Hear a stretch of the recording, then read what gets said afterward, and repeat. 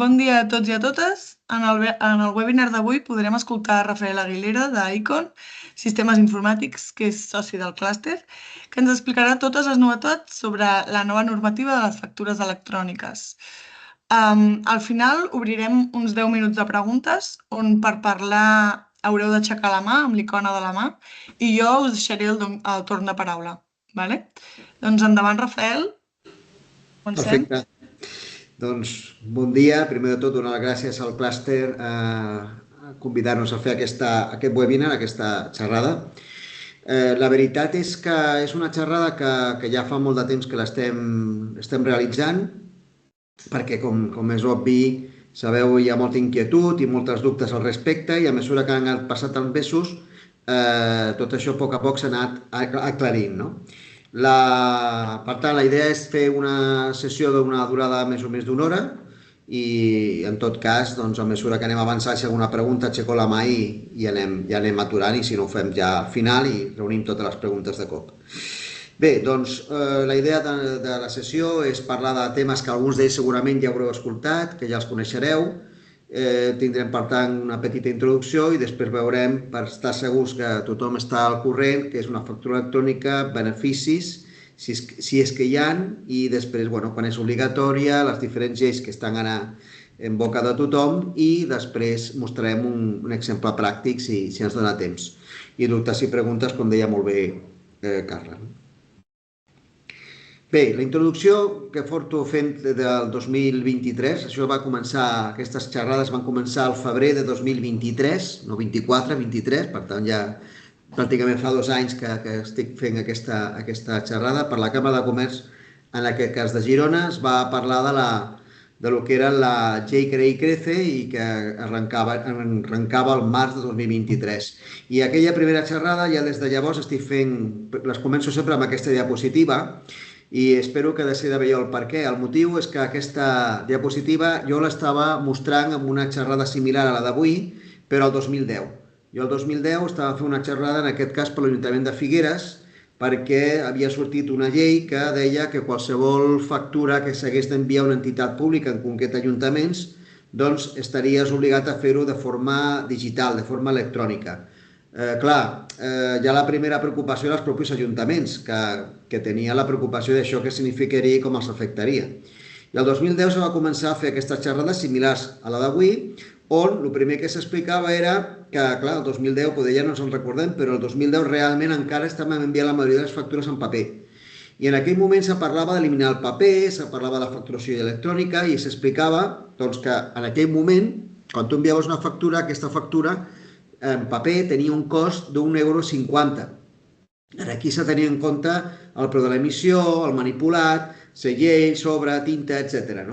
Aquest €1,50 per una empresa que fes una factura 2, 10 al mes, escolta'm, tampoc era cap drama, però una empresa que facturés 100 factures, 200, 300 factures al mes, carai, doncs és un import important. A part de la dificultat o gestió o temps perdut en fer cues quan calia a correus, o bé contractar una empresa que venia i recollia aquestes factures. Però això era a l'hora de l'enviar, perquè a l'hora de rebre la factura en paper també tenia un cost. Tots els que rebien les factures, se considerava que cada factura tenia un cost d'1,18 €. Bàsicament també pel temps d'arxiu, l'espai que ocupava aquestes factures, aquest arxiu convencional, doncs tot això tenia un cost. Llavors, en el 2010 la reflexió que podíem fer-nos era per què estàvem fent això en paper si ja realment en aquell moment ja es podien començar a enviar les factures via mail i en PDF. Hi havia motius legals per un costat que es podien discutir, però també hi havia un motiu de la dificultat, el temps, el desconeixement, l'esforç que s'ha de fer per un canvi com aquest. Ja estem acostumats, ho estem fent sempre, no trobem el moment de fer el canvi i d'alguna manera això es mantenia. Què passava en aquella època també? Una curiositat que encara existeix i que no sé si alguns de vosaltres coneixeu, perquè encara al 2025 encara hi ha moltes empreses o moltes persones que no sabem que ja en el 2010, quan tu havies d'enviar aquestes factures en paper, cua, etc., tot això, en el 2010 tenies ja un accés al portal web de correus i en aquest portal web tu, a través d'un registre, la targeta de pagament, com ja estem més que acostumats, en el 2010 tu podies agafar totes aquestes cartes que normalment imprimies, ensobraves, enganxaves allí, feies cua, contractaves una empresa, tot això no calia, perquè ja el 2010 tu podies agafar aquell Word, aquells documents generats, aquelles factures impreses, les podies enviar a Correus i Correus se cuidava, Correus d'imprimir-les, encartar-les, ensobrar-les i enviar-les. O sigui que ja que ho havies d'enviar en paper, en el fons no calia fer tot això, el podia fer Correus a un cost realment molt similar o inclús podria ser inclús més econòmic que el cost tradicional. I això avui en dia encara no és, ja és raro que enviem cartes en paper, però encara estem fent cua, estem desplaçant-nos a Correus quan moltes coses les podríem fer per aquesta web de Correus de forma online. Aquesta reflexió, comparada amb el que era enviar un PDF, com veieu al costat, 0,15, per tant, com és que el 2010 podent-ho fer de forma digital ho seguien fent en paper? És el que comentava abans. Ara, per altra banda, aquesta diapositiva també ens serveix per una altra qüestió, que les empreses que treballen amb ajuntaments, que tenien clients com a ajuntaments, clar, tenien la preocupació de com enviaria la factura a aquest ajuntament, com, si no ho sé, el meu programa no funcionarà, etc. Els ajuntaments preocupats. Doncs, bueno, això era immediat. El 2010 era immediat, com ara ens està dient és immediat.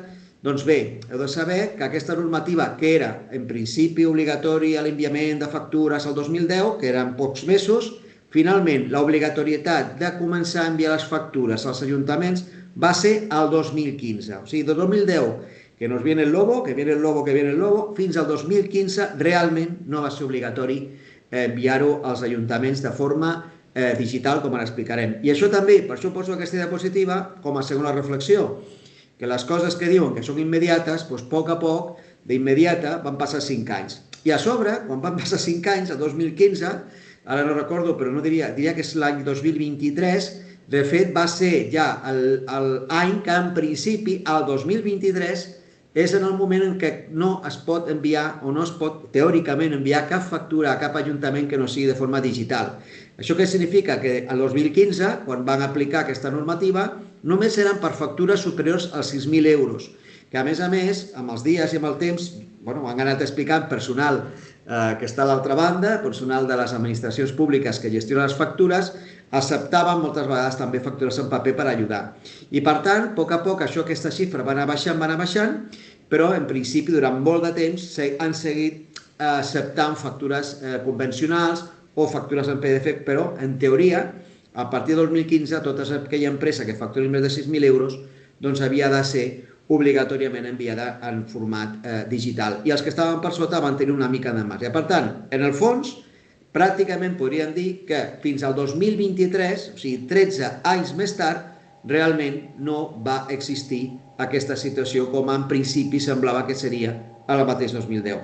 Per tant, no és tant per dir que això tranquils que pot trigar molts anys, però al mateix temps també important dir que per molt que sembli que això serà demà, segurament, com està ja passant, és un tema que probablement s'anirà aplaçant en terminis, a poc anirem veient com i de quina manera i avui us explicaré. Per tant, aquesta és la primera diapositiva com a primera reflexió, per tant, sobretot és un missatge de tranquil·litat. I l'altre missatge és que això que en aquest moment ja fem tots amb tota normalitat, enviar una factura en PDF i rara seria que ho fessin encara en paper, que no dic que sigui impossible, això que en aquell moment ara ens sembla totalment normal i no ens costa res, recordareu, no sé si us en recordeu, perquè ja ha passat molts anys, va ser un veritable drama quan van començar a enviar les factures en PDF. Les factures que ens arribaven en PDF no les podíem obrir perquè ens faltava un visor, si les volíem enviar nosaltres ens faltava el que és actualment molt conegut com una impressora PDF, una impressora de generació de PDFs, i totes aquestes coses ara les veiem de manera molt natural. Segur, probablement, no sé si a algú li agradaria tornar a aquella època, tornar a enviar en paper, en principi entenc que no. Els ajuntaments també estaven molt preocupats perquè com ho farem, tot això en paper ho tenim molt controlat, com serà digitalment. Les persones han tingut ocasió de parlar almenys amb una persona que està ara rebent les factures de forma digital, en la vida tornaria a rebre les factures en paper, o sigui, però clar, va ser un drama quan van dir-li que havia de ser, semblava que s'acabava el món, ara no canviaria, òbviament, no tornaria enrere, i també aquesta és una reflexió que us vull deixar sobre la taula. Si nosaltres en aquella època ens va costar però vam aconseguir, no hi ha res que faci pensar que ara no tornarem a estar en la mateixa situació. Caldrà un esforç, caldrà una dificultat, però al mateix temps, segurament, un cop ho aconseguim, probablement no voldrem tornar enrere i això és el que procuraré avui també donar-vos com a missatge positiu. Bé, aquí ja la primera, quan us enviem la presentació, us he posat uns links actualitzats que són, en aquest cas, de Cegit, que en aquest cas és l'empresa que nosaltres també som partners d'ells i que aquí realment, francament, està molt ben explicat i, per tant, hi ha una altra pestanya de links al final, però aquesta crec que està molt al dia i si ja només que vulgueu entrar aquí ja tindreu molta informació del que anem a veure avui. Hi ha 3 grans blocs. És important això comentar-ho ja des del primer moment perquè hi ha molta confusió. Realment hi ha 3 blocs sobre el que s'ha de treballar en aquesta xerrada. Un, la factura electrònica estructurada. De seguida la parlarem què és. Després parlar del software certificat i antifrau i després Verifactu versus SI.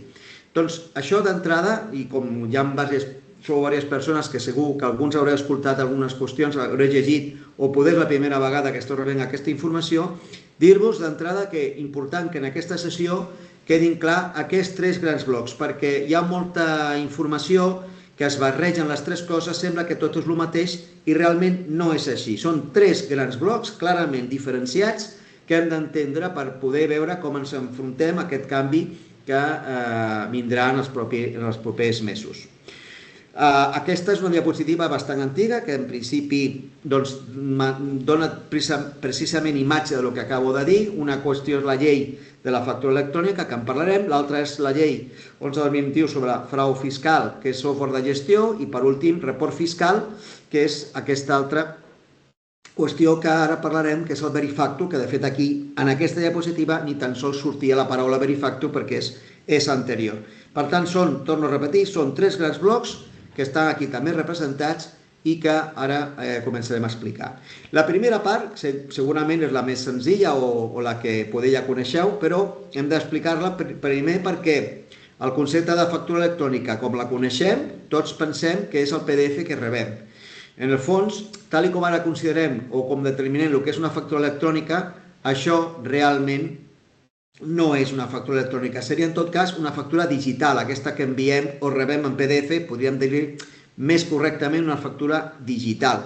Si l'entenem com a factura electrònica tampoc és cap problema, però sí que és important avui a deixar clar les dues diferències entre una factura electrònica en PDF i una factura electrònica en un format com podria ser, com és l'XML, que ara parlarem. La diferència entre les dues maneres d'enviar una factura és que una, en PDF, se considera un format no estructurat, no deixa de ser algo similar a una imatge, i, en canvi, un format enviat en format XML, aquesta és un format estructurat que, sobretot, té la intenció de poder-se interpretar de forma automatitzada, com ara veurem. La idea, doncs, és que quan jo envio una factura, algunes empreses que ens acompanyeu avui segurament haureu sentit, haureu utilitzat, perquè ja fa molts anys que s'utilitza el concepte d'IFAC, és una forma habitual també de treballar amb certes empreses, a certs clients o certs proveïdors, i per tant aquest és un món que també, en principi, abans del l'any 2000, ja als anys 90, ja existia aquesta forma de comunicar-se amb empreses. Per exemple, un cas que jo coneixia als anys 90 era, per exemple, el Corte Inglés. La sessió que vaig fer la setmana passada, aquesta mateixa xerrada la setmana passada, doncs em van comentar, un dels assistents va dir que ells es trobaven en la mateixa situació perquè tenien com a client Nestlé. Llavors, és una forma que ja fa molt de temps que treballaves amb empreses que, com el Corte Inglés, t'exigien que comuniquessis els documents tipus albarans, factures, qualsevol document de forma estructurada i mai ja acceptada en paper. I parlo dels anys 90, vull dir que això fa molts i molts anys que ja totes les empreses sobre la teoria ja podríem estar utilitzant si els nostres serveis o els nostres softwares ho haguessin permès. Ara estem parlant d'un format que es diu Facturae, que és un format fet per l'administració pública espanyola que, en principi, podrien haver agafat aquest, haver seguit aquest, o haver agafat l'UBL, que és l'internacional, però no, van crear el seu propi format, que és el Facturae, i és el que avui principalment parlarem. Però al final, tots aquests sistemes no deixen de ser factures tal com les coneixem tota la vida, no tenen cap informació afegida, tenen les mateixes dades que una factura tradicional, podrien haver algun element que s'afegeixi, però no per un tema més, ja ho veureu, més tècnic que no pas legal, i per tant, una altra cosa que cal deixar clar avui és que una factura electrònica estructurada no té informació estrictament més obligatòria que la que ha existit tota la vida. Per tant, les dades d'identificador d'emissor, receptor, número de factura, data, línies, article, impostos, etc. I res més que això que una factura tradicional. Sí que, com he dit, poden haver dades que es puguin afegir, igual que un client nostre pugui demanar-nos que quan li enviem una factura afegim el codi de referència de la comanda, etc. Per tant, serien en tot cas dades opcionals i que no serien, per tant, d'obligació legal. Si seguim avançant per deixar el més clar possible avui el que és una factura electrònica estructurada, tenim aquí un petit exemple. Veureu que moltes de les diapositives són de diferents fonts, unes són de Cegid, com us deia abans, altres són de cuita pròpia d'Icon, però també hi ha algunes com aquesta agafades de B2B Root, que després en parlarem, perquè és un software també de referència que avui també l'hem de comentar. Aquesta és una factura qualsevol, que és una imatge que es podria haver substituït, l'he deixat perquè ja fa temps que la tinc aquí, però bueno, és una factura òbviament tradicional que se podria rebre en paper i que no tindria cap qüestió nova ni diferent a el que ja coneixem. Per tant, què passa quan jo obro una factura en PDF? Tots ho sabem, no hi ha res a dir, que seria una imatge com aquesta. I què passa si, en canvi, haig d'obrir una factura en format XML? Doncs que quan faig doble clic sobre la factura XML, de fet tinc algun exemple que si després podem us ho ensenyaré, és això. Això és una factura XML i és possible que alguns ja l'hagueu vist, altres és possible que sigui la primera vegada. I això ja és la primera cosa que es pot espantar. Què significa? Que ara quan m'arriba una factura en PDF l'obro i la veig i és una meravella, l'entenc perfecta, i que quan faig doble clic sobre XML obro i veig això? Doncs sí, efectivament. Clar, si jo, primer de tot, ja m'estan dient que és així, doncs clar, me puc espantar. Això a més és un tros, perquè això si obríssim ara un arxiu XML real d'una factura i ho veiéssim complet, són una barbaritat de línies. Aquí més o menys ja es poden veure alguns exemples, el NIF, és un NIF d'una factura real generada per Icon.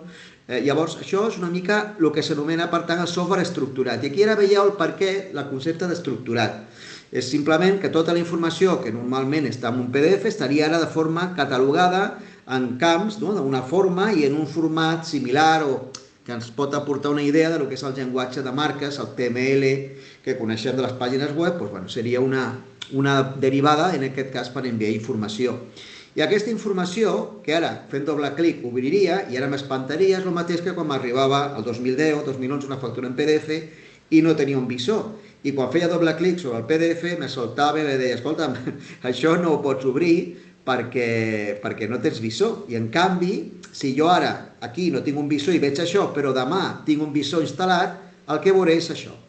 I aquesta és la mateixa factura, la mateixa amb visió de com ho miraries amb un visor. Tu visualitzaries això en el teu ordinador, al igual que un PDF. No és tan maca ni lletja, això és un altre tema, el tema estètic ara pel moment oblidem-nos, però és una factura tradicional que ja amb visors d'una manera, amb visors d'una altra, es pot inclús arribar en un dia a fer que quan el visor visualitza la factura sigui més atractiva, però formalment ara tot el que és imatge de la factura crec que amb el temps quedarà cada vegada endarrere, perquè no tindrà, de fet, gairebé cap objectiu més que saber que tu la pots obrir, al igual que un PDF, i visualitzar-la. I això és un pantallazo d'una imatge del que sortiria en un visor, que és a través d'un navegador, i fent doble clic ho podríeu perfectament visualitzar, com aquí esteu veient, a més, crec que és una factura real, o no, aquesta deu ser una prova, sí. Doncs bé, aquí ja tindríem, amb aquesta primera part de l'índex, que dèiem què és una factura electrònica, doncs és el que acabem de veure. Una factura electrònica estructurada és això, és igual que un PDF, quan arriba amb aquesta estructura i quan faig doble clic, quan tingui, o a través de visors com aquests que teniu aquí, que estan online, que són gratuïts, doncs podreu visualitzar la factura i, per tant, treballar amb ella igual que treballem amb una factura en PDF. I això, per tant, com a introducció, factura electrònica estructurada en format XML és el que comencem la sessió intentant deixar-ho més clar possible. Si després voleu us puc ensenyar, de fet, no sé, és igual perquè si no, la factura com a tal, però és el que hem vist en la imatge. Bé, segona part de la sessió, segon punt. La idea dels beneficis. Quins beneficis hi ha en la facturació electrònica? A mi m'agrada també comentar, perquè tot això al final té un objectiu que tots més o menys podem intuir, però en el fons la idea de que això sigui obligatori amb el pas dels mesos és, fent una mica de broma, jo dic el papà Estado, no? El papà Estado ens diu, o la mamà Estado ens diu que, escolta'm, si tu el 2010 ja podies fer això, si tu ja podies enviar una factura XML i a un ajuntament, i ara ho pots fer, i tot això, ostres, per què no ho estàs fent ja sempre? Per què no ho fas en normalitat? Per què no fas l'esforç i millores tecnològicament i deixes de fer servir PDFs? Llavors, com no ho fas, com passen els anys i tu segueixes fent PDFs i una sèrie de coses que ara veurem, doncs, escolta, l'única solució que tinc és obligar-te. Te tinc que obligar perquè tu, per les bones, no fas el canvi tecnològic que jo crec que hauries d'haver fet fa molts i molts anys. Com dèiem fa una estona, encara vaig a fer cua a Correus quan podria obrir un navegador i estalviar-me aquesta cua. Això és la filosofia del que veurem avui, que com no ho fem voluntàriament, ens obliguen, però en carinyo. Volen ajudar-nos i ens volen motivar. Llavors, començarem una mica a explicar quins beneficis té això, perquè això, teòricament, clar, és obligatori, és mal rotllo, no ens agrada, esclar, però poder té un benefici. I aquí hi ha uns 10 beneficis, que hi ha alguns més, però bàsicament els primers ja són tradicionals, hem parlat des del PDF, l'eliminació, l'estalvi de costos directes, que fèiem fa una estona, la reducció d'impacte mediambiental, estalvi en paper, però això ja ho fem en PDF, en aquest cas no seria el motiu principal, però aquest sí, el 3. El motiu principal és el 3. De tots els 10 que veurem ara, el 3 és el més important. I ara us explicaré el per què. D'entrada, perquè al treballar un PDF, quan us arriba, algunes empreses invertiu en gestió documental, softwares que agafin el PDF o la factura en paper, l'escanegin, que agafi tot això, ho traslladi a una informació que pugui arribar automàticament al vostre programa de facturació o, en ocasions, al programa de comptabilitat. Tota aquesta inversió que s'ha fet tots aquests anys no calia si l'empresa proveïdora vostra, en comptes de fer un paper o un PDF, ho hagués enviat en XML. Portem molts anys. Una altra cosa, un altre tipus de documentació, però que són factures, que era un dels motius d'inversió en gestió documental, no calia si us haguessin enviat en XML, perquè quan això passi, us rebeu la factura en XML, tindreu aquesta capacitat d'afegir-la de forma automàtica al vostre sistema de facturació i o comptabilitat. Aquesta és una de les qüestions importants del benefici de començar a treballar en formats d'XML, formats estructurats, que és, de fet, el benefici que amb el temps han aconseguit tots els ajuntaments i entitats públiques que al enviar-los les factures en format XML han, evidentment, deixat molta operativa burocràtica, rutinària, en paper i totes les problemàtiques que portava i ara tenen un sistema automatitzat molt més àgil, molt més ràpid i que els permet ser, per tant, més eficients. Aquesta és la motivació que després veurem de per què ens volen obligar a fer servir factures XML. Llavors, increment de la productivitat, en el sentit que el temps que tu ara te dediques a picar la factura a mà, etc. Doncs això no caldrà perquè ja la tindràs automàticament entrada en el teu programa. L'increment de l'eficiència, eliminació d'errors humans. Si en comptes de picar la mà jo estic llegint una informació que ja està validada per un sistema, doncs per tant tampoc m'equivocaré al picar aquesta informació, evitar errors d'assentaments, bla, i tot això són evidències que això, el dia que realment estigui operatiu i sigui així, doncs és el més probable que tot això ho notarem amb un avantatge molt, molt important al nostre sistema administratiu. Reducció de temps d'ajornament i cobrament. Això el que se suposa, torno a dir mamà Estado, doncs ens agafa i ens diu, escolta'm, si a partir d'ara tu envies la factura en paper, en PDF, i tu estàs dient, escolta'm, jo te la pagaré quan jo rebi la factura teva, tu com a proveïdor, jo te la pagaré en 60 dies, perquè has d'entendre que, clar, jo me rebo moltes factures, la tinc que agafar, la tinc que obrir, la tinc que picar, tinc que veure si està tot bé, bueno, 60 dies, entre això, donadors de pagar en 60 dies, bé, ens estan dient que a mesura que això s'arriba implantant, l'excusa de 60 deixa de tenir sentit, que ara la llei ens diu que hem de pagar o hem de cobrar les factures abans de 60 dies. Doncs bé, a través de la facturació electrònica s'està dient que això la llei canviarà un dia o un altre i acabarà sent obligatori el pagar, evidentment cobrar, doncs, rebre els diners en màxim 30 dies perquè la part burocràtica de l'entrada d'aquesta factura hauria desaparegut.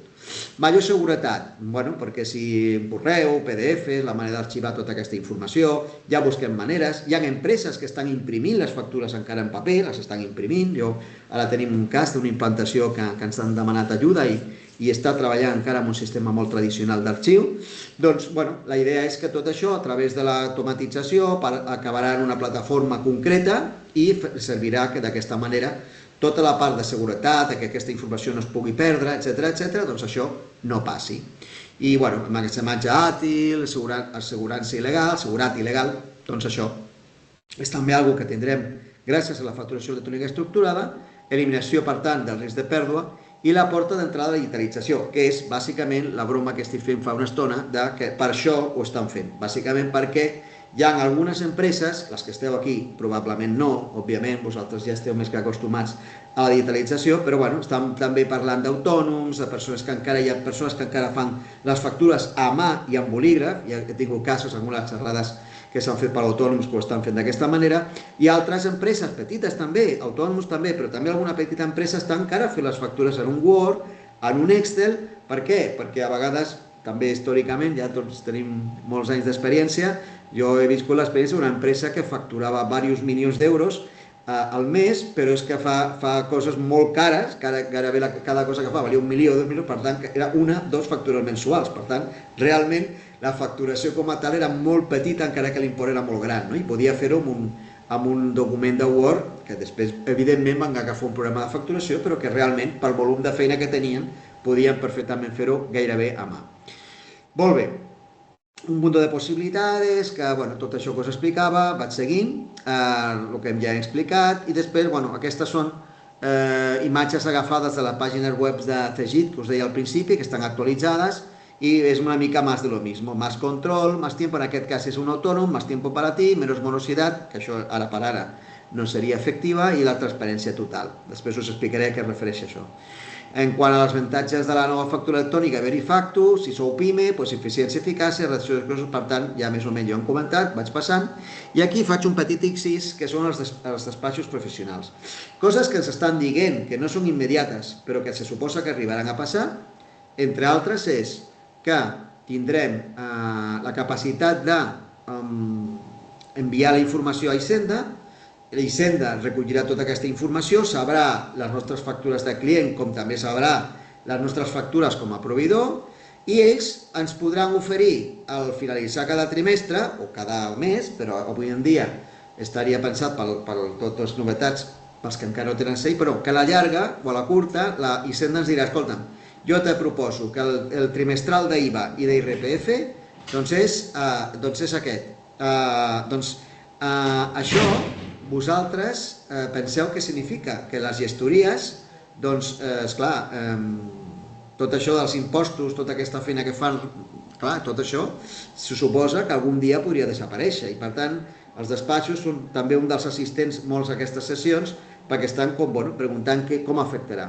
La primera cosa és que això arriba a afectar algun dia, si algun dia passa, realment, se suposa que és el punt aquest que dèiem de la productivitat o l'eficiència. Tu te podràs dedicar, en comptes com a despatx, en comptes de, que a vegades a mi m'ho han dit, escolta'm, jo t'estic cobrant una quota per fer una sèrie de labors com els impostos i no tinc temps per poder dedicar un temps de qualitat. Bé, doncs se suposa que els despatxos professionals tindran una mica de marge perquè l'automatisme dels impostos podria ser realment molt diferent a el que avui en dia ja ho és, no? Però bueno, això són coses que haurem d'esperar perquè això sí que no són ni molt menys ara immediates, no? I aquestes, per tant, avantatges que s'anomenen o s'indiquen a el que seria un despatx professional. Molt bé, doncs, una vegada explicada els beneficis, jo ara m'agradaria, abans de passar al següent punt, és simplement fer-vos la reflexió que faig en cada presentació, és que tots estem aquí ara preocupats, entre cometes, en el sentit de què passarà amb les factures que jo haig d'enviar. Les factures que jo enviaré als meus clients, què hauré de fer, com ho tinc que fer, etc. Però m'agradaria, abans d'acabar aquest apartat, fer la reflexió per un moment del que us deia fa una estona. I què passa a vosaltres com a clients dels vostres proveïdors? Si ara parem un moment i pensem en els beneficis, perquè realment que jo enviï la factura en XML no m'aporta cap benefici a mi. Jo com a empresa no tinc cap benefici. Si és el mateix, l'envio en PDF, l'envio en XML, no hi ha cap benefici.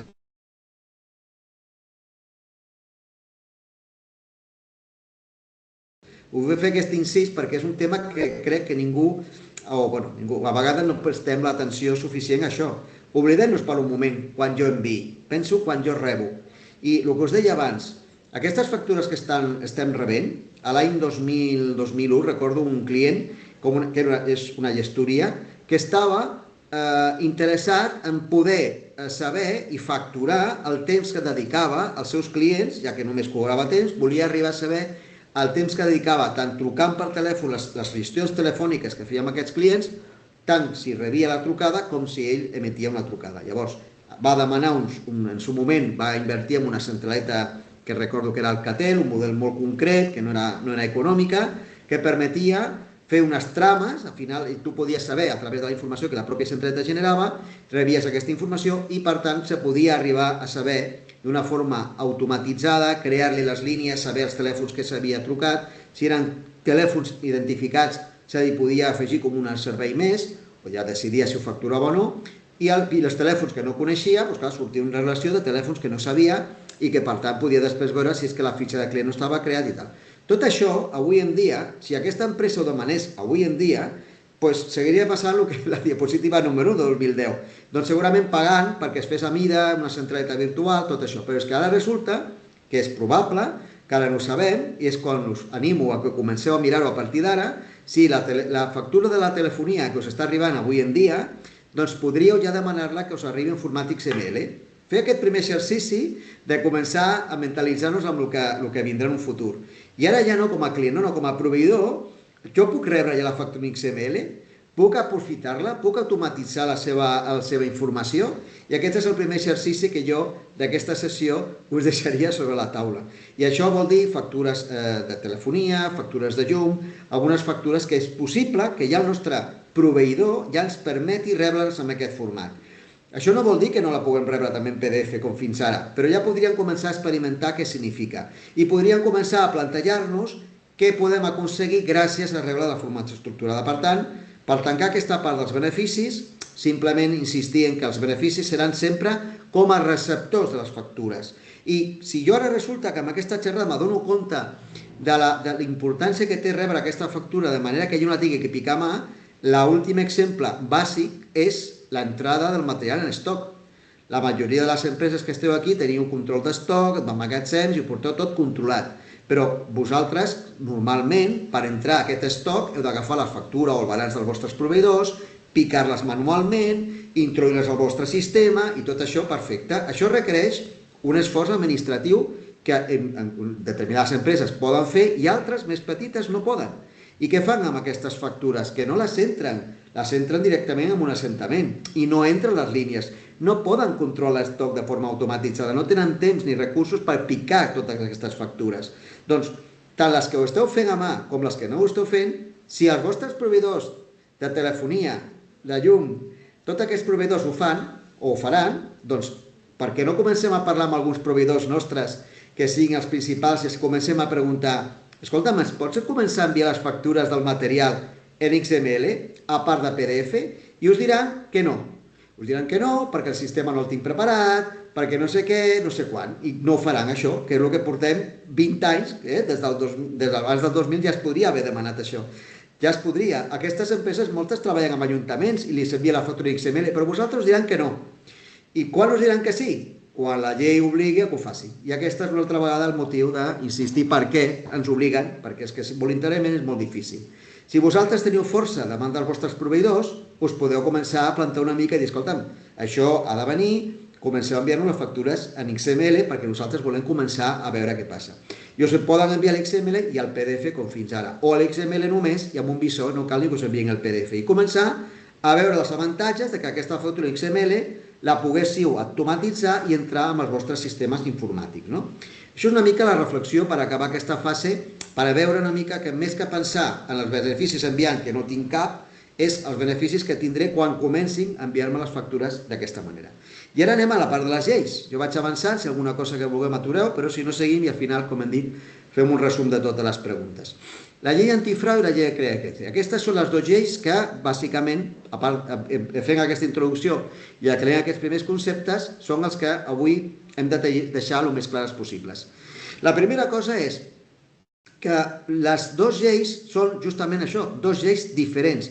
Hi ha una barreja, es confonen, Parlem de factura electrònica, veureu que no és el mateix el concepte com pensem o ens estan dient, avui intentarem aclarir-ho, i per tant són dues lleis. Anem a la primera, la factura electrònica, o que no és obligatòria la factura electrònica.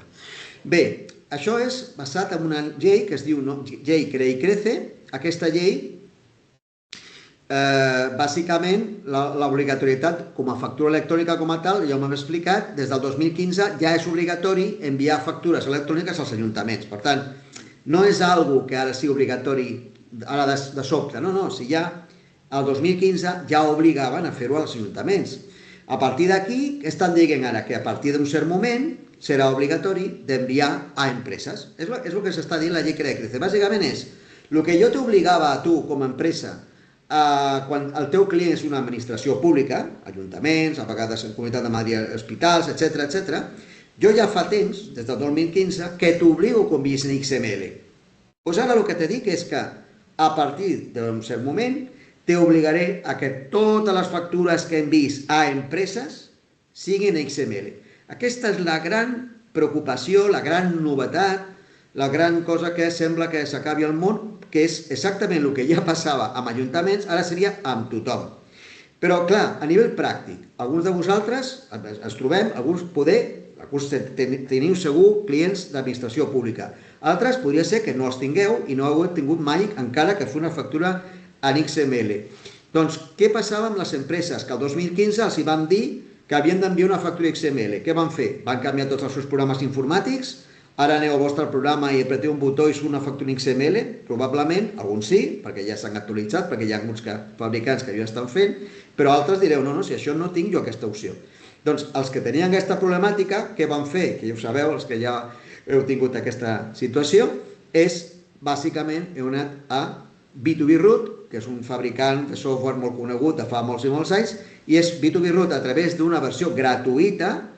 Tu podies ja crear una factura electrònica, per tant, ja coneixereu alguns de vosaltres aquesta eina, i podies crear aquesta factura electrònica sense cap mena de problema. La creaves i l'única cosa, l'única pega que té, és que tu, clar, tens el teu programa de facturació, que tens la factura legal que has fet pel teu client, però te'n vas al B2B Root, la tornes a picar, que a vegades la podries picar de forma resumida, i la piques de manera que el B2B Root te genera aquest format XML i s'ha acabat el problema. Després la fas arribar, que després veurem una pantalla, si ens dona temps també, a l'Ajuntament de Tor, que sigui el que sigui, i això acaba aquest problema. Però què passa ara? Doncs que això podia servir per a aquestes empreses que treballeu de tant en tant amb un ajuntament, de tant en tant. Bueno, doncs clar, de tant en tant no passa res, puc fer això manualment.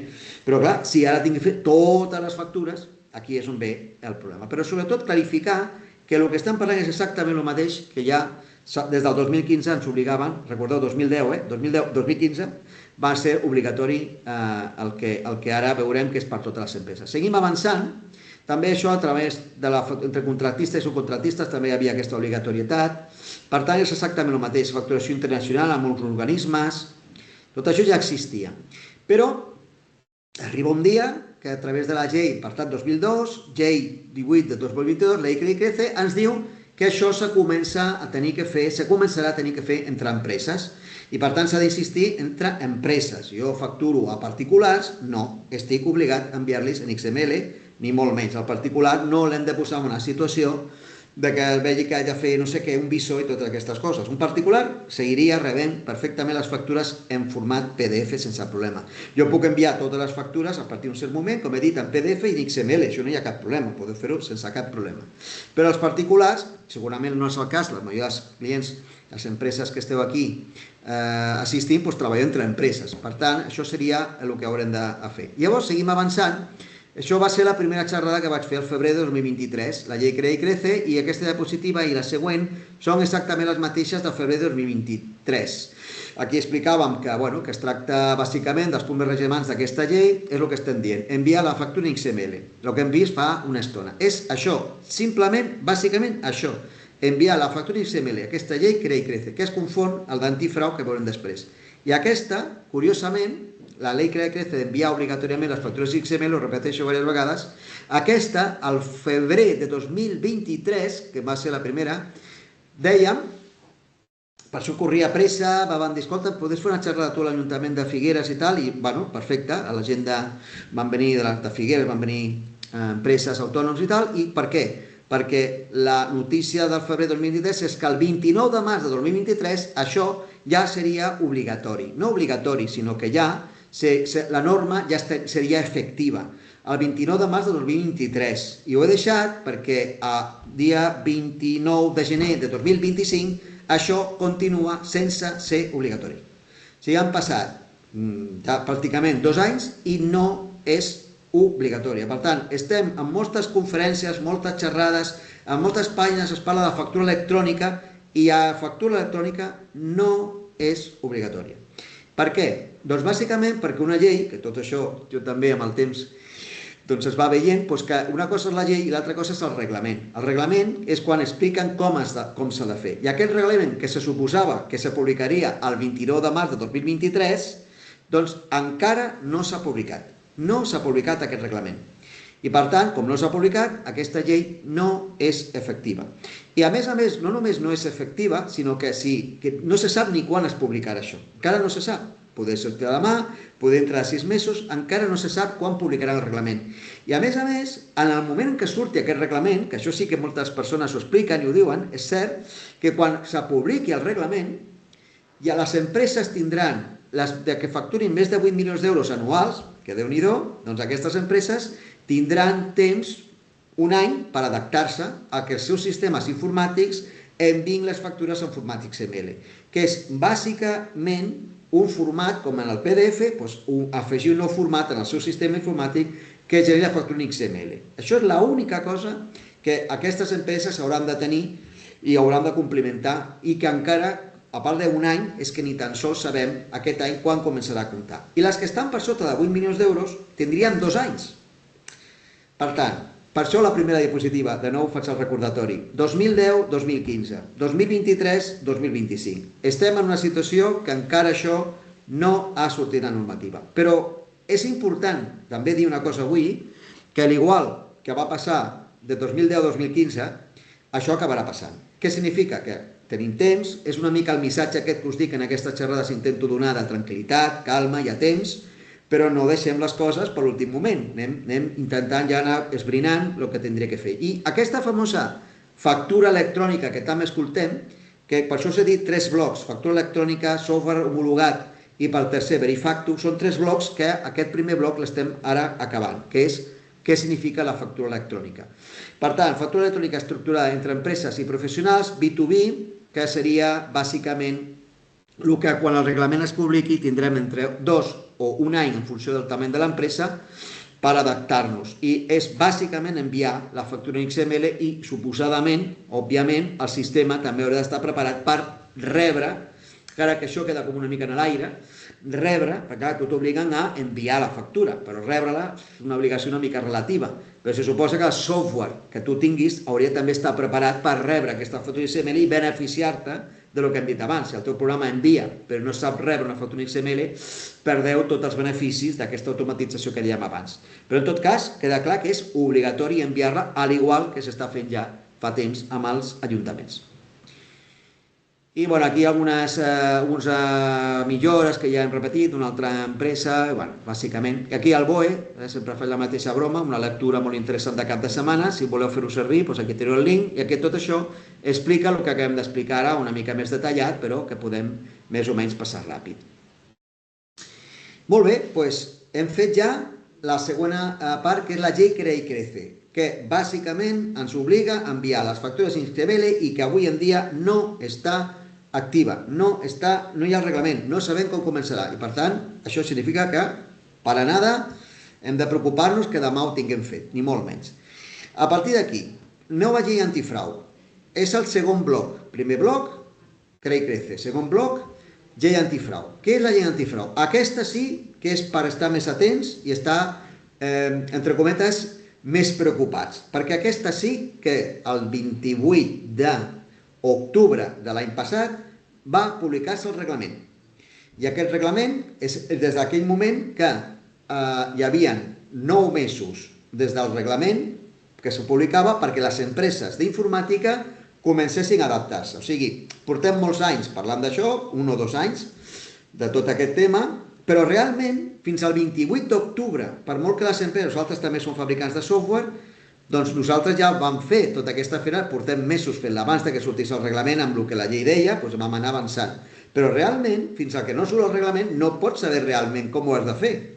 No ho saps. I se publica aquest reglament el 28 d'octubre de l'any passat. I la llei deia que un cop publicat, el 28 d'octubre, un cop publicat el reglament, les empreses tenim 9 mesos per implantar-ho. 9 mesos. Bé, doncs això és el que estem, suposadament, totes les empreses fabricants de software, des de les més grans a les més petites, totes estan treballant per tenir aquests softwares adaptats. S'ha de dir que és fàcil pensar que les que diguin que ho tenen ja fet no sigui cert, no significa que no ho acabin tenint, però és probable que hi ha certes informacions d'algunes empreses que porten una mica a confusió, per no dir una altra paraula, però acabaran tenint-ho, això sí que és obvi. Però avui en dia encara hi ha moltes coses que s'han de preparar i que algunes no es poden, ara us explicaré, que ni tan sols es poden provar perquè a tot això està molt bé, tota aquesta obligatorietat, a vosaltres com a clients d'empreses d'informàtica, nosaltres com a empreses d'informàtica, això és tot fantàstic, però de tot el que estem parlant hi ha un tercer en aquesta variable que es diu Hisenda, que és la que no té la feina feta, que de fet amb el reglament, molts articles del reglament especifica i vostès, senyores i senyors d'Hisenda, recordin que també tenen 9 mesos per fer les coses i aquesta és la variable curiosa. O sigui que poder tots estarem preparats, més els d'Hisenda, que són els principals interessats, suposadament. Bé, doncs anem a parlar de la nova llei. Què és la nova llei antifrau? Bé, aquí hi ha un BOE, tota l'explicació, que si també el que dic voleu, doncs teniu aquí tota crec que aquesta és l'última, però si no hi ha altres links. Bé, què és la llei antifrau? Bé, aquesta, com he dit, aquesta sí que ens ha de, en teoria, preocupar, reinteressar, i aquesta, bàsicament, la preocupació que tenim, què és la llei antifrau, què significa, quines noves normatives tindrem que complir.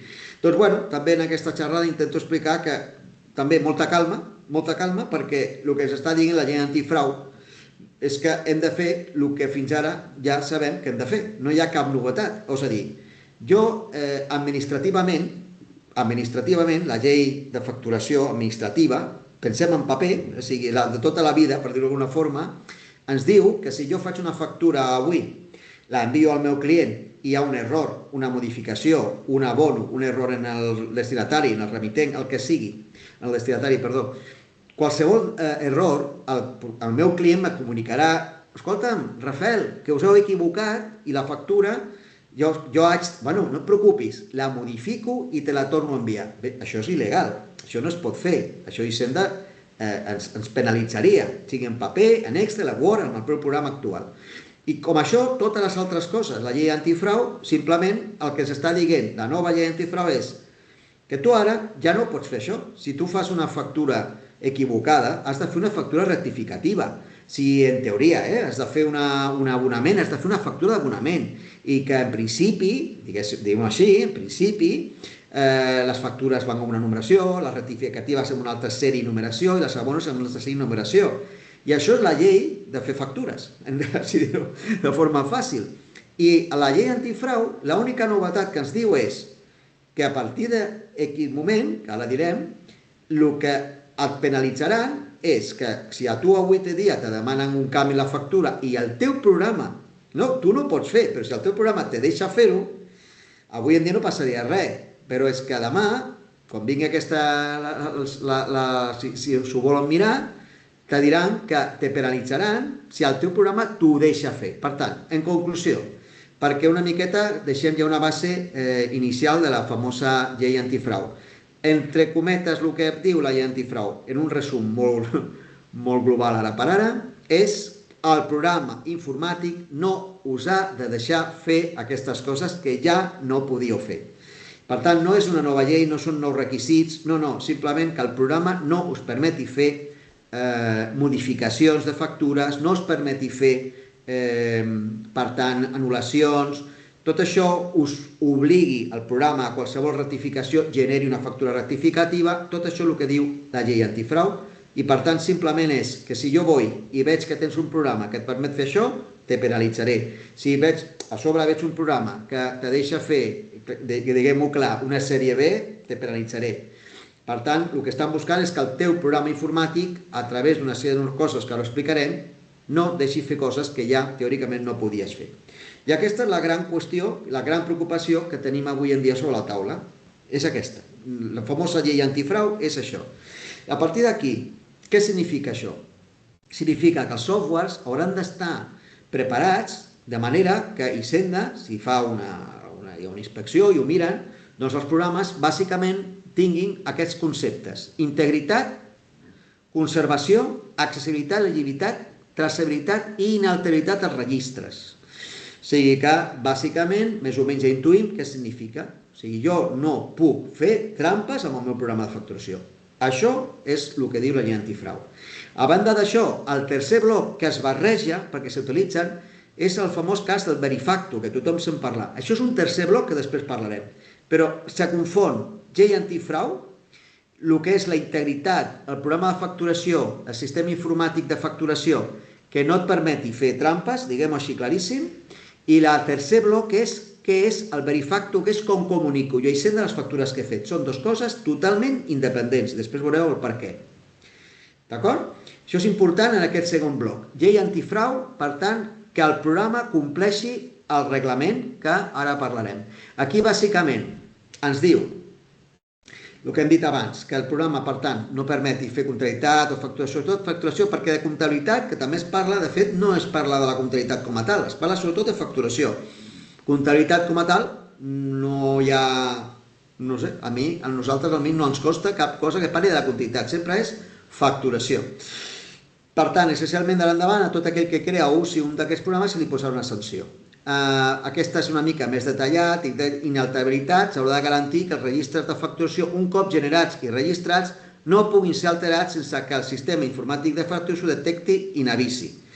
Bé, això significa que teòricament, el programa no ho deixa fer, però si tu pots entrar a la base de dades i manualment remenar, doncs podria haver una situació una miqueta. Hi ha moltes coses que, com òbviament són lleis molt complexes tècnicament d'implantar, quedaran com lagunes i haurem d'anar veient com es van després actualitzant. Però d'entrada estem parlant del programa. La base de dades, en principi, si està amb una contrasenya, si és un tipus de base de dades que ja és més estricta, de passar d'una SQL, per exemple, o en el cas, per això, bases de dades més antigues, tipus Access, tot això és el que s'ha d'anar veient. Però, com a mínim, el programa ha de tenir aquesta situació. La traçabilitat, que és bàsicament cada factura té un hash que va identificant la factura anterior i la factura posterior. D'aquesta manera, se suposa que tu ja no pots inalterar les factures, tu no pots intervenir amb aquestes factures. Llavors, que això el programa, evidentment, ho ha de fer. És una de les coses poder tècnicament més delicada i que el programa ha de contemplar. Quan a la conservació, accessibilitat i identitat no és gaire diferent a el que avui en dia ja ens diuen. Antigament, un TPV, un punt de venda d'una botiga, tenia un doble rotllo de tiquet, llavors havia de guardar un era pel client, l'altre s'ho havia de guardar. Avui en dia el doble rotllo de tiquet no és necessari perquè s'entén que el software és el que recull la base del tiquet generats i per tant és bàsicament la informació original. Per tant, quan ve algú que te vulgui preguntar com ho estàs fent, doncs evidentment has de poder ensenyar-li de forma immediata el programa, obrir-li, mostrar-li, no dir-li no, és que ho tinc a casa, està connectat. No, li has d'ensenyar perquè si no, això evidentment ja t'ho ensenyaré. Totes aquestes coses ja les sabem. Per tant, no n'hi ha més, en aquest sentit no és cap novetat. Conservació, evidentment, no, és que he perdut la facturació de fa 2 anys, no. Tot això. I l'agilitat, evidentment, que es pugui fer doble clic i es pugui veure. Això ja seria algo normal i habitual. I fixeu-vos, curiosament, les preguntes, que tot això és més o menys lo mismo, les factures han d'estar registrades, la remesa automàtica, que ara en parlarem, que és el famós verifacto, tercer bloc, i el registre d'esdeveniments que vam dir. I una altra cosa que també es parla molt, que és el famós codi QR, que també us explicarem ara, us explicaré dintre un moment. Per dir tot això, i una cosa molt important, doncs clar, si tot això ha de ser d'aquesta manera, doncs evidentment qualsevol persona que es treballi en un Word, en un Excel, això clarament és obvi que està completament descatalogat, descartat i tindrà una sanció segura si segueix fent factures amb aquest tipus de sistemes. I a partir d'aquí ja estem entrant, a poc estem entrant al tercer bloc. el tercer bloc famós Verifacto. Bueno, el QR. El QR és una cosa que també té amoïnat a moltíssima gent. Ha sigut un secret bastant i amb molt de debat. Per fi, nosaltres ja sabem què és el famós QR, encara que no sé si encara és molt general, però la idea del QR és algo molt similar a el que ja estem veient amb molts tiquets de caixa, quan anem a un restaurant o anem a una botiga, sobretot els que són franquícies, doncs, bueno, moltes vegades ja fixeu-vos que, si no us heu donat compte, que segur que sí, però bueno, els tiquets molts venen amb aquests famosos QRs. El QR és una de les coses que, com dic, preocupa molt, però el QR no és més que un format d'impressió que fa aquesta imatge i tots sabem, no sé si algun dia ha tingut ocasió de fer-ho, però inclús en software gratuït que es permet agafar qualsevol informació i fer-la en format QR, els restaurants mateixos, les cartes, el link a les cartes. Bé, aquest QR, que hi havia molt de debat, què ha d'aportar, al final, aquest QR és efectivament un link. Al igual que el restaurant té un link que va a la web del restaurant i la carta del restaurant, aquest link el que farà és enviar, si nosaltres volem llegir aquest QR i anar a veure on va a parar bàsicament a Hisenda directament. Aquest QR el que fa és que Hisenda s'obrirà una pàgina i amb dues possibilitats.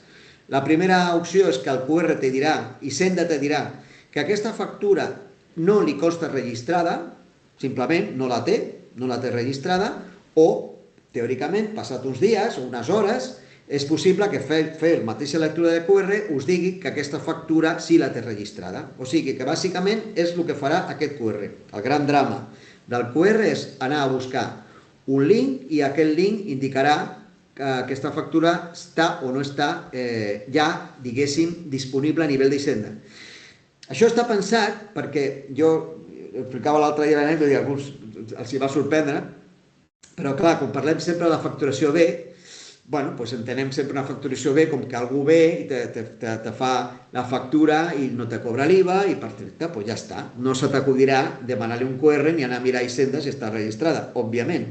Però jo fa molts anys vaig veure un cas que va sorprendre una mica, però sí, clar, era lògic. Hi havia una empresa que feia la factura, la feia amb IVA, te cobrava l'IVA, però després no la declarava. Per tant, es quedava l'IVA, no només es quedava la B, sinó el B, la C i la D.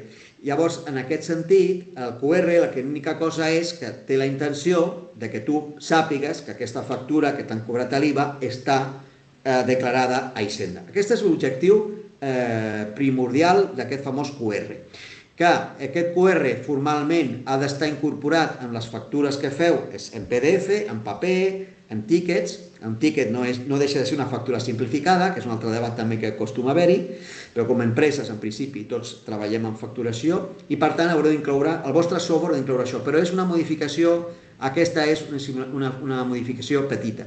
Si la factura fos en XML, si s'envia en XML, en l'XML també s'incorporarà aquest link. El que passa que no serà visual, com heu vist abans, se podrà visualitzar, però la lògica és que hi haurà un link que també figurarà dintre el famós XML que dèiem abans. I això és el famós QR que té molta gent preocupat i que ara això sí que es pot fer proves, per fi, ja es poden provar i per tant el reglament ho explica, per fi, per això hi havia molt de debat, perquè no se sabia, ningú explicava què era el famós QR i ara ja sabem què és. Bé, i entrem al tercer bloc, el Verifacto. El Verifacto és el que tothom també està molt preocupat perquè és el que estem dient és que les empreses, un cop facin la factura, aquesta factura s'enviï de forma automàtica a Hisenda. Això és el que també ens preocupa molt. I per això intento insistir que són 3 blocs, perquè són 3 coses totalment independents. Cada una d'elles són coses diferents i encara que sembli que tot és el mateix, no ho és. Per què? Perquè jo no tinc encara obligació d'enviar la factura en XML. Això per començar. Per això són blocs diferents. Però sí que a partir de l'1 de juliol de 2025, ara parlarem d'això, estic obligat a tenir el programa adaptat a la llei antifrau i que no pugui fer trampes. Ho dic així perquè ens entenguem tots. Aquest és el segon bloc. I el tercer, que és el Verifacto, encara que avui en dia ho volguéssiu provar, ho volguéssiu fer, ho volguéssiu enviar, no va, no funciona. Hisenda no ho té preparat. I això ja d'entrada significa que ni es podria fer. Però és que, a més, mentre no es digui el contrari, això és un altre debat que també hi ha empreses que amb la informació ho deixen una miqueta com una mica en l'aire, segueix sent opcional. I això s'ha d'insistir. Enviar les factures quan es pugui fer, quan es pugui enviar a Verifacto és opcional. No estarem obligats a enviar-les. Per això són 3 blocs. I què és Verifacto? I tanquem ja una mica els 3 blocs. El Verifacto és un sistema automatitzat que alguns de vosaltres que ens esteu escoltant haureu sentit parlar o l'esteu utilitzant, suposo que coneixeu o haureu escoltat l'SI. Alguns proveïdors es diuen, algun client diu, no, és que nosaltres estem a l'SI, o el proveïdor estem a l'SI. Doncs el Verifacto és l'SI, de fet, és el mateix o molt similar a l'SI de les empreses que facturin menys de 6 milions. O sigui, que Verifacto és l'equivalent a l'SI per a empreses més petites. Aquí teniu explicacions. El Verifacto, un cop tu voluntàriament ho vulguis fer servir, el que farà és enviar les factures a Hisenda, amb la qual encara donaràs més garantia de la traçabilitat, integritat. Home, si ja d'entrada no puc fer trampes avui en dia, no hauria de fer trampes. Molt bé. Si a sobre el meu programa no em deixa fer trampes, perfecte. Però si a més li estic enviant les factures a Hisenda, doncs com vull modificar una factura o vaig a fer una factura que Hisenda ja l'he comunicat?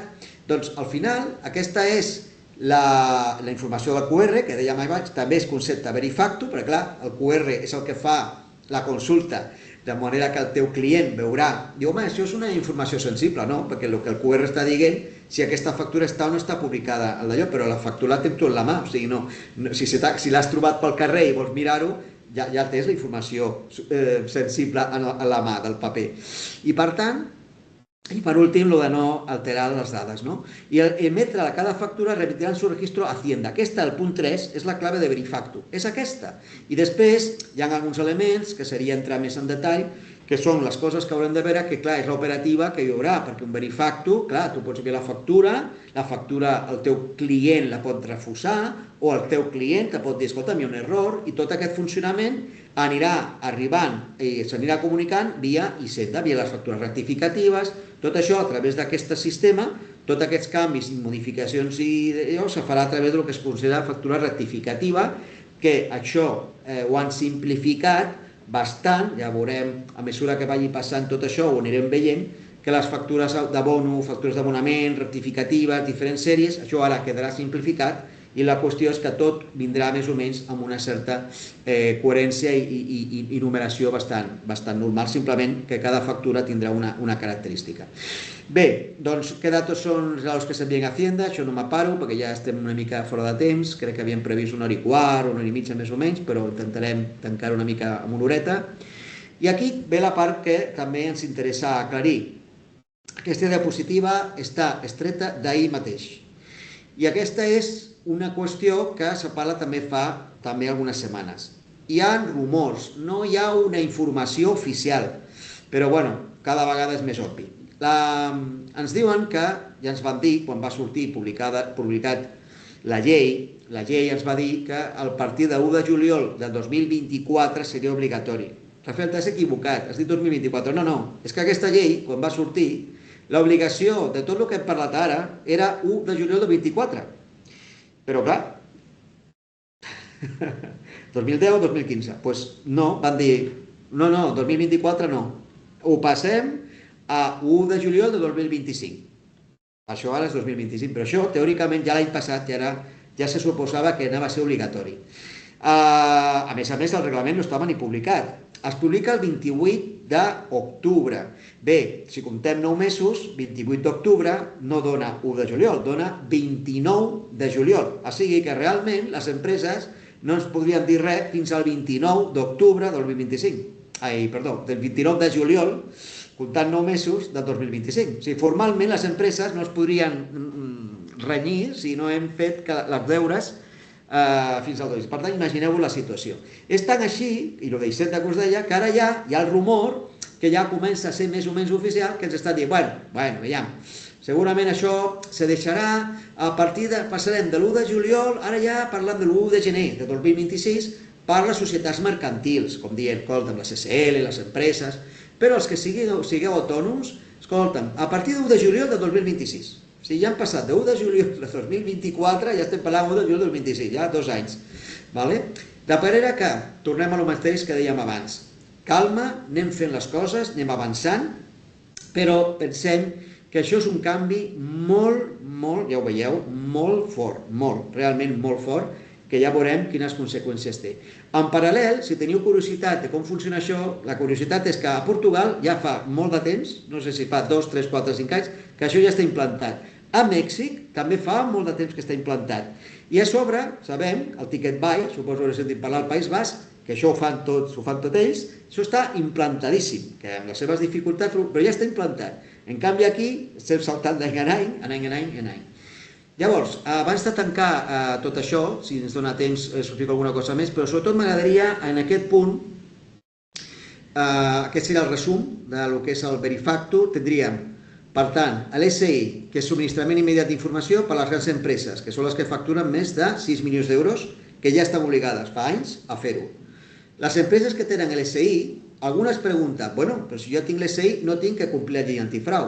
Doncs no, no és veritat. El programa realment, tu pots tenir l'SI i podria ser que el teu programa te deixi fer, entre cometes, trampes. No seria lògic, no seria el més lògic perquè no és normal.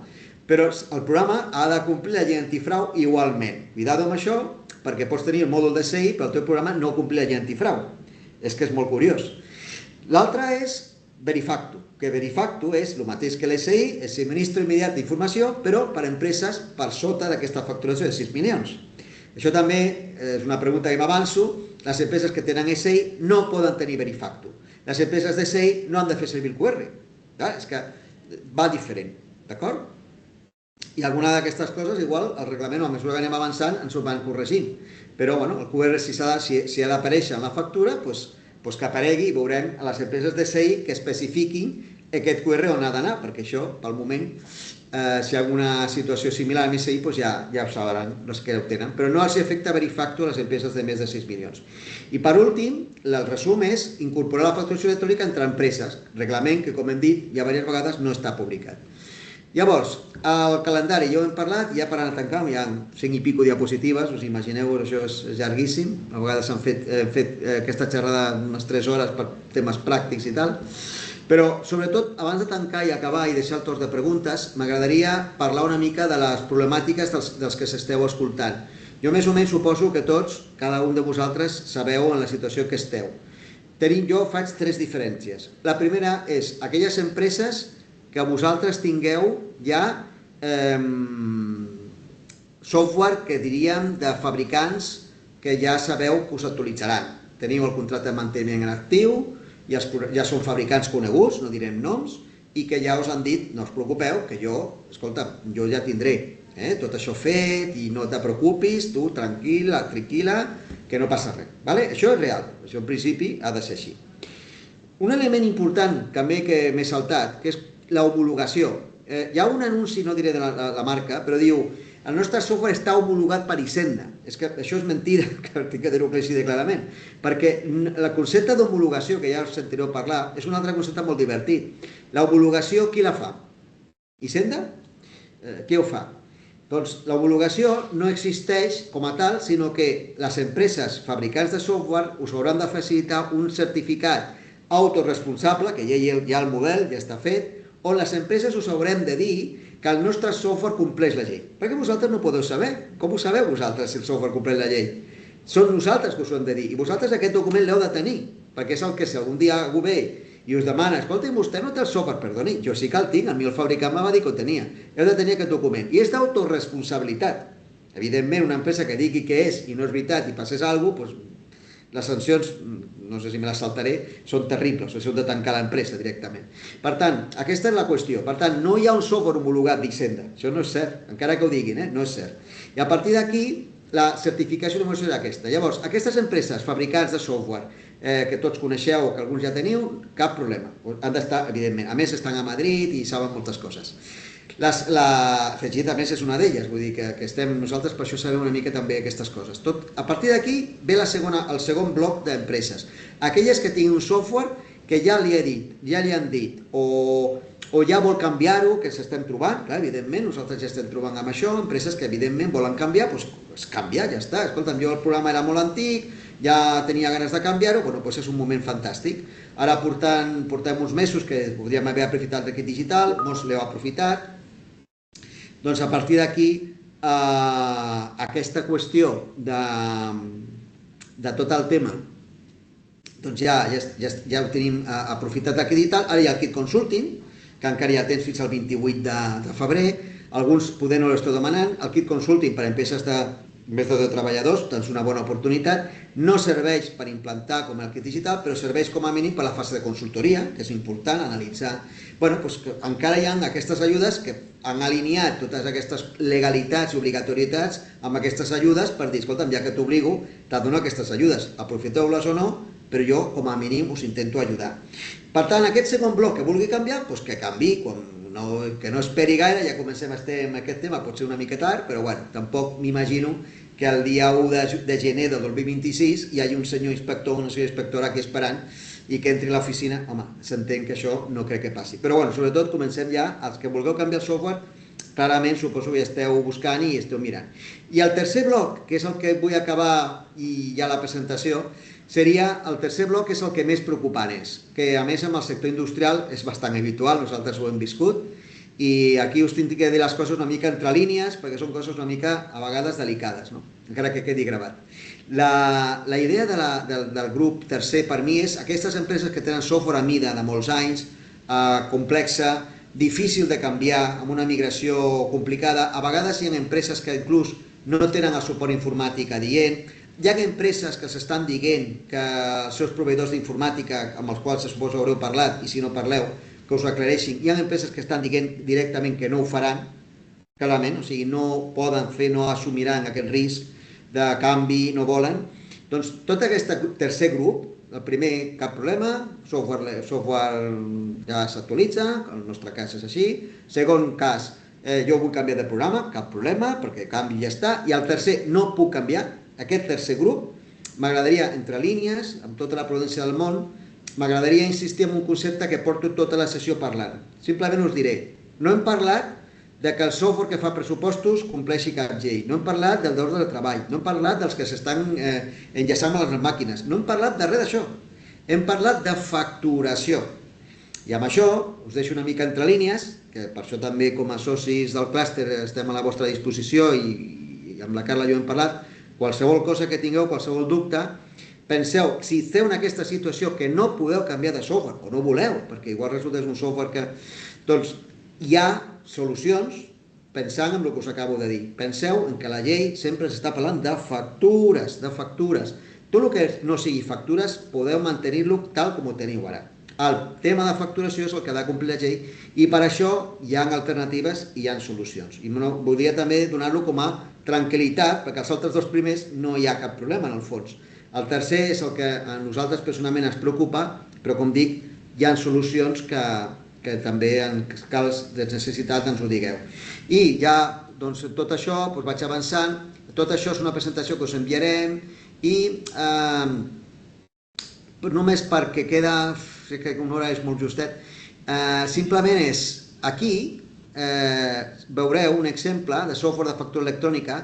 Hi ha el B2B Root, però també hi ha el software que obligatòriament Hisenda haurà de tenir disponible, gratuït, que ja tenia un, que es deia Facturae, que no feia servir ningú li agradava, però que realment ells tenien un software gratuït, que han descatalogat, ja no es pot utilitzar, o es pot utilitzar però que ja no donen cap manteniment, que era per fer la factura electrònica per a ajuntaments. Home, si jo t'obligo, no te puc obligar que paguis un programa, B2B Root ho fa gratis, però jo te passo un programa que si ho fas servir gratuïtament podràs fer les factures als ajuntaments.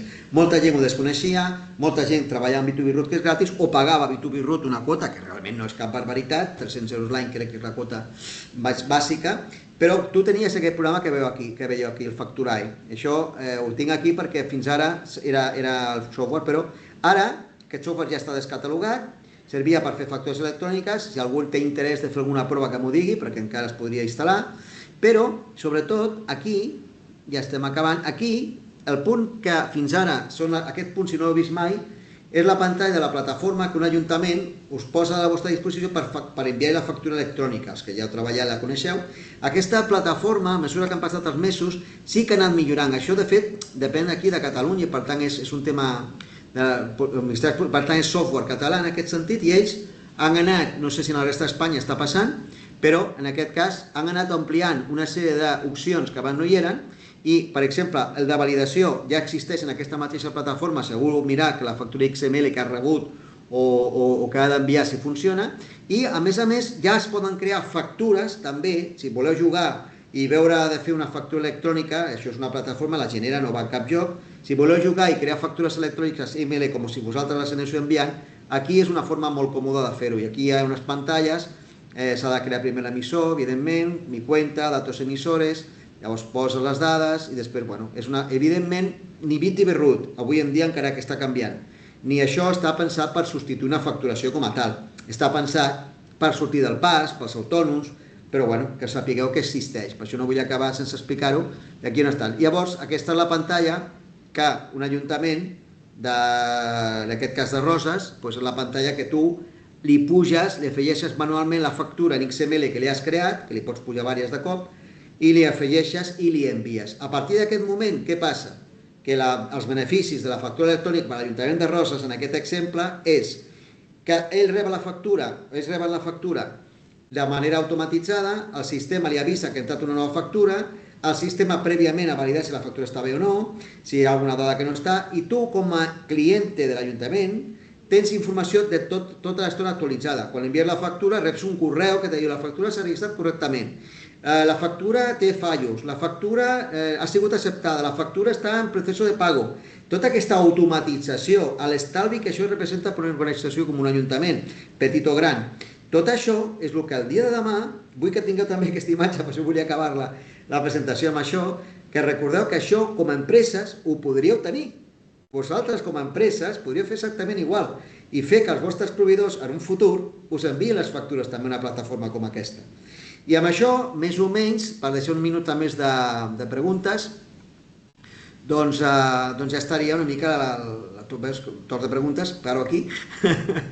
I no sé, si us sembla bé, deixem aquí uns minutets per acabar de qualsevol dubte que tingueu, doncs en parlem. Moltes gràcies, Rafael. Realment ha fet tantíssima informació per només una hora que ha passat realment volant.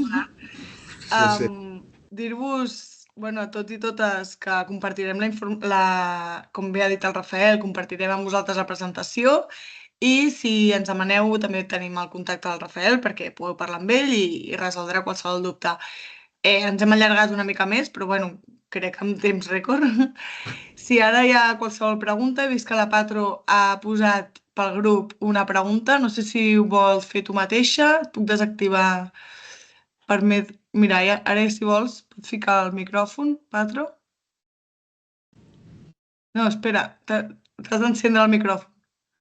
Jo te l'he habilitat i ara l'has d'encendre. Vale, no, sembla que no... Bueno. Si la pot escriure pel xat i si voleu... Sí, no, pel xat l'ha escrit, si vols la puc llegir. Ara ens sentiu? Ara, vale, perfecte. Vale. Doncs nosaltres estem en un moment d'integrar... volem canviar el sistema comptable, el que tenim ara, perquè és molt antic, de l'era terciària, pràcticament.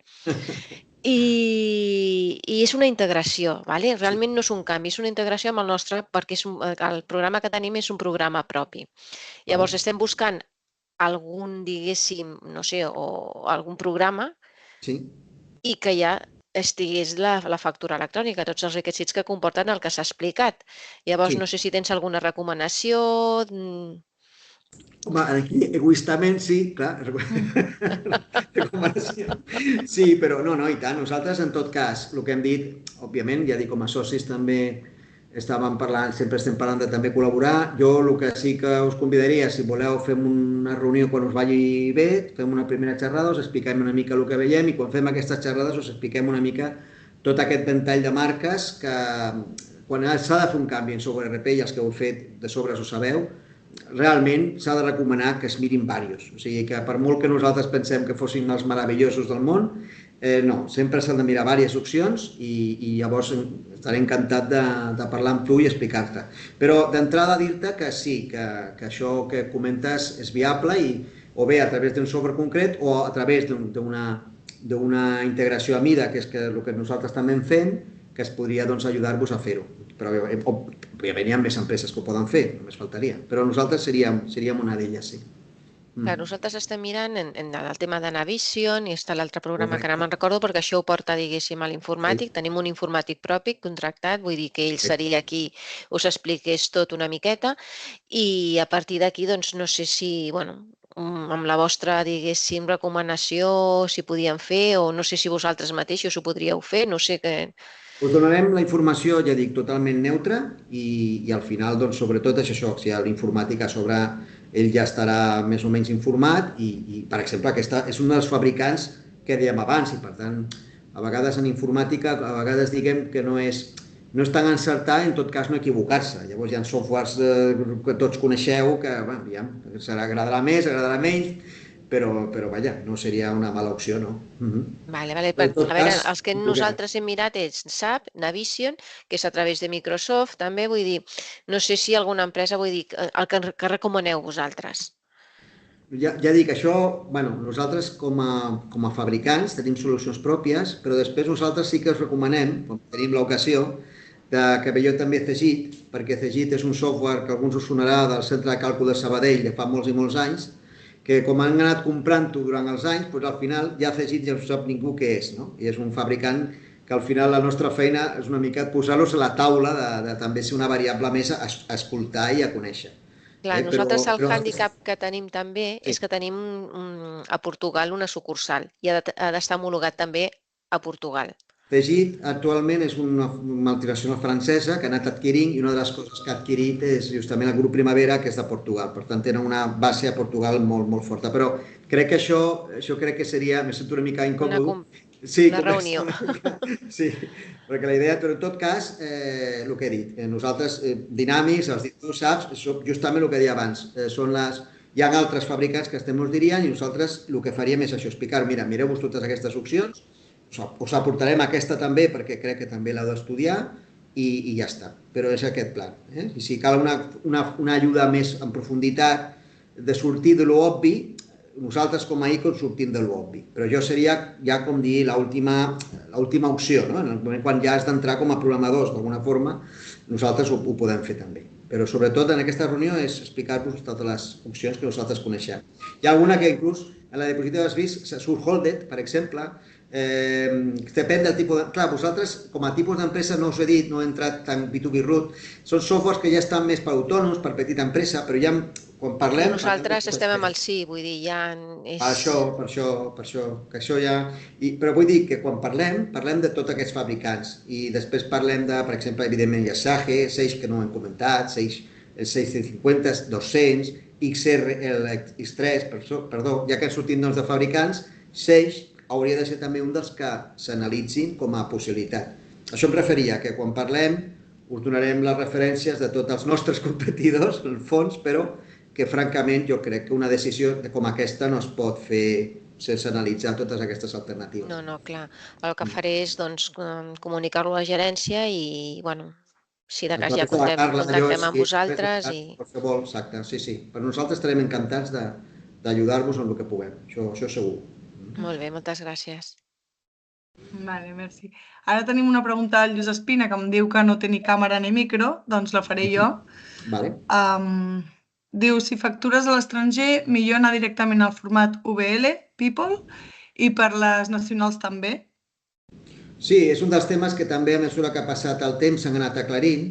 Hi ha una sèrie de formats que Hisenda els està homologant en aquesta obligatorietat del format XML. Jo reconec que en sessions anteriors jo parlava només del facturaec perquè semblava que era l'única que d'entrada, però no. Efectivament, hi ha una sèrie de formats, entre ells VL, que es consideraria correcte i per tant la facturació enviada en format VL seria també... Si el programa s'adapta i es transmet en qualsevol dels formats que Hisenda dona com a vàlids, Edifact també està dient que també seria vàlid, compliria amb la llei. Llei, que torno a insistir, que encara no està en vigor, la d'enviament, però UVL seria una bona estratègia, segurament sí. De totes maneres, a mesura que passi el temps, els softwares, a poc a poc, tots aquests softwares aniran integrant tots aquests formats. A mesura que passi el temps, s'aniran integrant. Segurament el base serà el facturae, però amb el temps veureu que van incorporant. UVL serà un dels reconeguts. De fet, en els links que us he posat a la presentació inicial, en aquest cas de Cegit, veureu que justament parla d'això. Parla que accepten els diferents formats i això, fins no fa gaire, jo pensava que no era així. Vale, genial. No sé, Lluís, si tens alguna altra pregunta, si vols escriure-li pel mail, ja saps que et donarem el contacte. Ara, des de l'empresa TIAF, han demanat el torn de preguntes, si vols. Sí, hola, soc la Sílvia de TIAF. Hola, Sílvia. Bueno, excel·lent, l'exposició, super, molt aclaridora i molt bé. A mi l'únic que m'ha faltat és al final, Sí, el tema del Verifacto. Nosaltres som una empresa que facturem menys de 6 milions d'euros, ¿vale? sí, correcte. I el tema del Verifacto, el sí conec per altres experiències anteriors, conec bé el que és. Actualment nosaltres, com que facturem menys, no estem en el sí. Jo penso, bueno, si existeix el sí, per què el Verifacto? Bueno, és que jo he estat a punt de dir... A no ser que sigui el tema de que, clar, amb el sí has de declarar l'IVA mensualment i suposo que amb el Verifacto seguirà trimestralment, algun tema d'aquests. És un tema que està en el reglament, no està especificat. El reglament sí que, per això hi ha alguns jocs que estan dient com si fos obligatori, el reglament queda clar específicament i inclús no és ni tan sols que sigui opcional, inclús el fabricant de software pot decidir que el seu software compleix la llei antifrau i no tenir Verifacto, no tenir enllaç amb Verifacto. Per això són paradoxes curioses. Per tant, són dues coses diferents.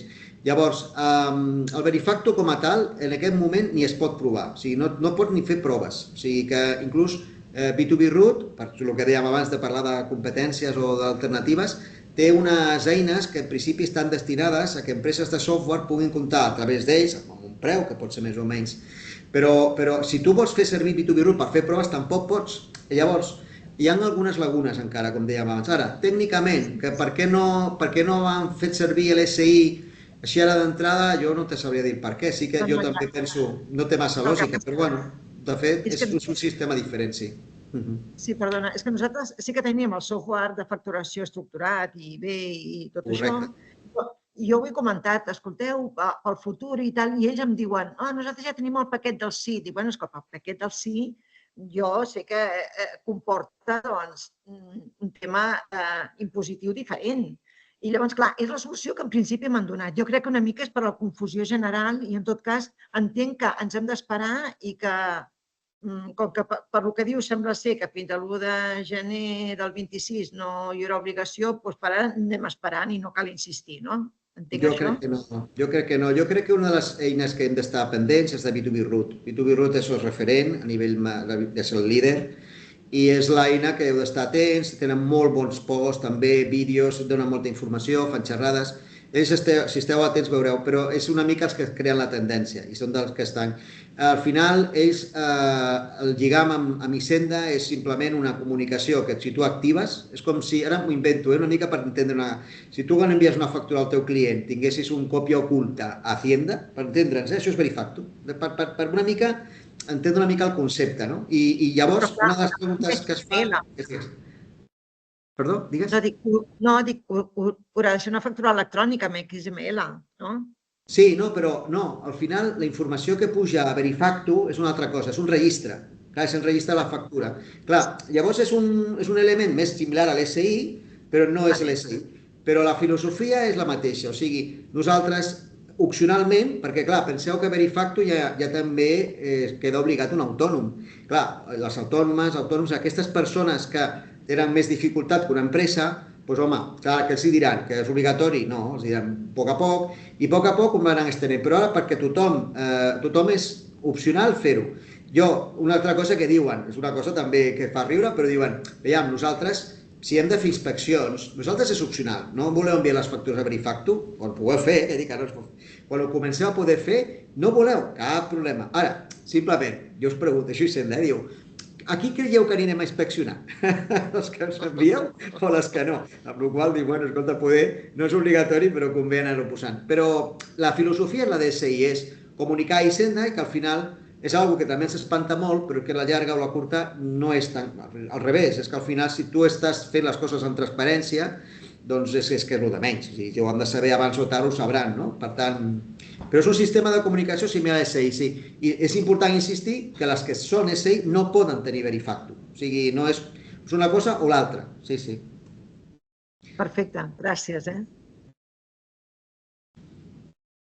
Vale, no sé si hi ha alguna altra pregunta. petit comentari en broma, però quan han fet la pregunta a la companya anterior que parlava de l'OEBL i tal, jo també del principi de tot, quan vaig veure que parlaven de l'estació OEBL internacional, jo vaig riure una mica pensant, carai, no hauríem pogut fer tot OEBL i no inventar-se el facturar, eh? I és que totes aquestes reflexions que fas en veu alta, dius, poder hauríem pogut ja agafar l'OEBL com a estàndard, no? Però bueno, han volgut fer el seu propi estàndard. Coses que...